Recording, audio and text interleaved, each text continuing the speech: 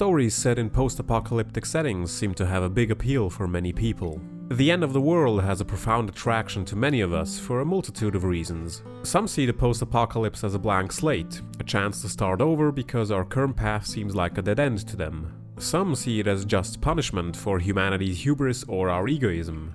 Some see it as a fun adventure in an anarchist paradise, as a chance to act out their fantasies without fear of repercussions. And the post-apocalypse is also a handy tool for telling stories that act as parables for current events, where you can explore political and philosophical questions from a different perspective. Over the years, I've heard quite a bit about the Metro series. I remember when the second title in the franchise came out, many people were impressed by the graphical capabilities of the game, and the most recent title was heavily featured as a benchmarking tool. So at the very least, there are some hefty visual design chops to be found here. Fans also consistently praise the immersive atmosphere of these games and tout them as a prime example of a series that mixes great first-person shooter action and bleak horror in a particularly effective manner. I have to be honest here and say that a lot of what I heard initially kept me away from this series. Running around dark tunnels to fight monsters that can jump out at you at any moment, or trekking around the irradiated surface with a clock constantly ticking against you as you keep running out of filters for your gas mask sounded more like a hassle to me.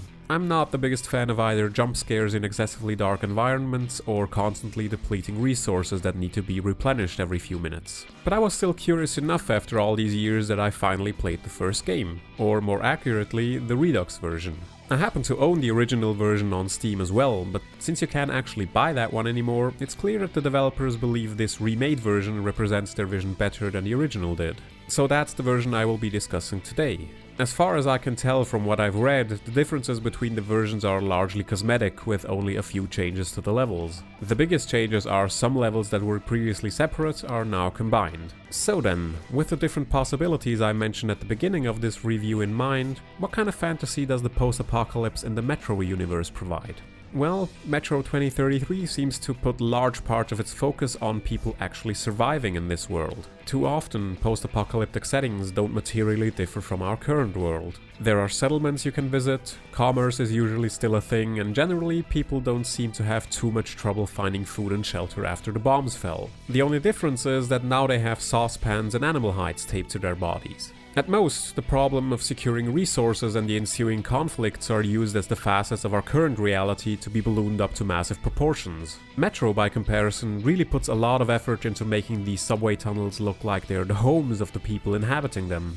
Settlements aren't just 2 or 3 huts that consist of stores where you can buy supplies. They're extensive neighborhoods of shacks built in neat little rows that create artificial streets between them and the built-in hollow spaces found within the subway tunnels themselves. And every settlement has a bar somewhere, elderly people can be seen entertaining children, or heck, even just toilets to tell you that yes, these people live down here, it's not just some Disneyland theme park ride. While these settlements don't have some kind of massively accurate clockwork simulation going on that shows these people going about their days in extensive routines, it still evokes the feeling that these are places where people live and not just random set dressing because the setting requires it. Even your own character's shack at the beginning of the story is filled with books and objects that make it appear like your own private living space and not just somewhere for you to lay down between work. Though I have to say, the prevalence of copies of the Metro book series is kinda tacky and breaks the immersion quite a bit. It would be like having the characters in the Star Wars movies play with action figures of themselves, it doesn't make in-universe sense. But still, one aspect that this game really shines at is this notion that people are desperate. They have to defend themselves against a multitude of horrific mutants. Not to mention that other hostile factions like communists and Nazis also exist in this world. Now, while the presence of these groups could be interesting, their political philosophies and motivations are given little time in the spotlight, unfortunately. They're mostly treated as generic enemies, just like the mutants. It kinda comes off as if communists and Nazis were just used as placeholders to tell players it's morally justified to kill them because they follow an extremist philosophy, and they're also waging a war in these underground tunnels, so they're unnecessarily making the already dire situation even harder. I'm not a fan of using something like this as a lazy shorthand for insert interesting villainous faction here, because their presence to me makes little sense. Maybe it's better explained in the novel that the game is based on, but the game does very little to justify the presence of these factions with those specific names attached to them. I just noticed that up to now I haven't really mentioned the gameplay yet. And that's because overall it's not really that unique. The first-person shooting is a fairly standard point-and-click affair. The weapons feel okay to use, but it's also not something I'd call noteworthy. There are some interesting upgrades you can make to weapons that make them more enjoyable to use, but this largely doesn't have anything to do with the shooting in and of itself. Honestly, the most useful upgrade I could find were suppressors that make guns silent so you can extinguish light sources from afar without enemies hearing you. Because darkness is your friend in this game. Stealth works by thief rules, so if you're in a dark patch of level and the light meter on your wrist tells you that you're not visible to enemies, it means that they literally can't see you even if you stand right in front of them. I actually really like the stealth implementation in this game a lot. There's a level in a bandit camp that absolutely hit the sweet spot for me.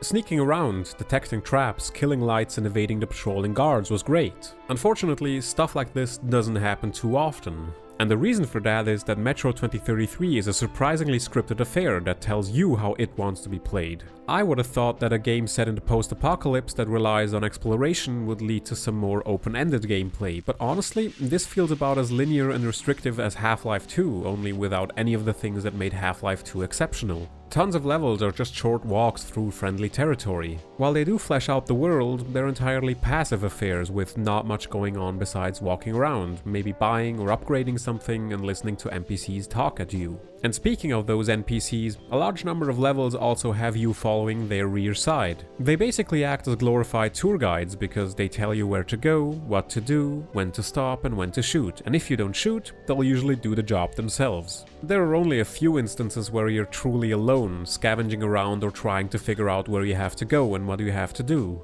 And ironically, this sometimes happens at sections where one of your tour guides sends you off alone to unlock something for them when they could just as well follow you through whatever path you're taking. And given that Metro 2033 is a strictly linear affair, having additional people hog the screen time, especially in instances where you can run out of filters for your gas mask while they are taking their sweet time playing out their song and dance routine, can end up being quite annoying at times. It also doesn't help that many of the levels feel like one-off gimmicks that just exist to shake up the core first-person shooting formula for a bit. And I do have to wonder if that was done out of a sense of variety, or because even the developers noticed that their game that barely clocks in at 10 hours can't sustain the entire length of the campaign on the shooting and stealth alone. Now, I don't want to say that the added variety of these sections is completely unwelcome. The ones that happen entirely on rails weren't all that interesting, but for example, this section in the library was really fascinating, at least conceptually. The library is filled with unique mutant enemies that have an interesting property in that you can actually convince them to back down from attacking you. Before you start the level, a character explains to you that if you always face the enemies and back off once they start walking towards you, they will decide that you aren't a threat to their dominance and leave you be. I like this a lot in principle, especially because these guys are incredibly tough to take out with conventional weapons. However, the time it takes for you to tame one of these enemies is just so long that you could potentially end up running out of filters. And it honestly also just gets kinda boring after a few of them. And the critical flaw here is that they can still be easily dispatched with grenades, Molotov cocktails and a point-blank shot to the face as a chaser, so it's not really like you have to play it safe here if you don't want to. One thing that really underwhelmed me was the ending, along with most of the narrative itself. Your trek across the subway tunnels isn't just for shits and giggles. Your prime motivation is that your home station is under threat from beings called the Dark Ones, which apparently are highly evolved humans whose accelerated evolution was caused by the nuclear holocaust. And your goal is to find a way to stop them. Basically, your overall stated quest never changes over the entire runtime of the game, even though you never directly encounter a single Dark One yourself. They do somehow cause you to have visions of them, but even then they don't really interact with you all that much. For the entire first half of the game, the first item on your to-do list is reaching a specific subway station to find a character and deliver him a message so they can help you with defeating the Dark Ones. Everything else you do between the beginning of the game and that point is entirely ancillary to the narrative. Sure, there are a few side quests you can engage in, but it's nothing major and the only thing they influence is a hidden morality meter that determines which ending you get. After you reach that subway station, their council dismisses your pleas, so only a handful of rangers decide to help you.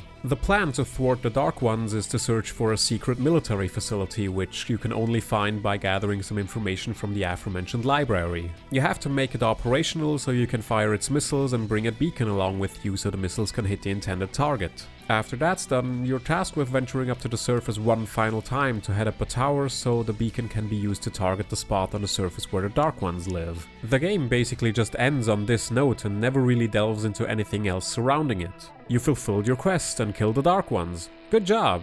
The end. It just feels so lifeless. It doesn't really tell you anything about in what way defeating the Dark Ones helped or what kind of future you've helped initiate. This is like any given RPG where the big bad villain raises your childhood village as an inciting incident that sends you on a globe-trotting adventure. But instead of you also finding other reasons to defeat the villain along the way, your motivation is always just to seek revenge for that inciting incident and not because your journey led to some kind of character growth. You know, Frodo doesn't just destroy the Ring of Power because he's told that if he doesn't, the Shire will burn. His journey also teaches him that there's the entire rest of the world worth saving out there. But hell, I'll concede that you could probably pull off such a simplistic story in a satisfactory manner if you put in enough effort to make your audience give a damn. And unfortunately, Metro 2033 doesn't manage to do that, because the threat of the Dark Ones is never really explored, and also because the preceding ascent up that tower at the end doesn't really feel all that climactic. The game tries its darnest though by having hundreds of mutant enemies swarm around you, even though only a handful ever attack you, but this only makes the artifice of the entire scene more apparent. And the big quote-unquote irony here is that killing the Dark Ones is actually the bad ending.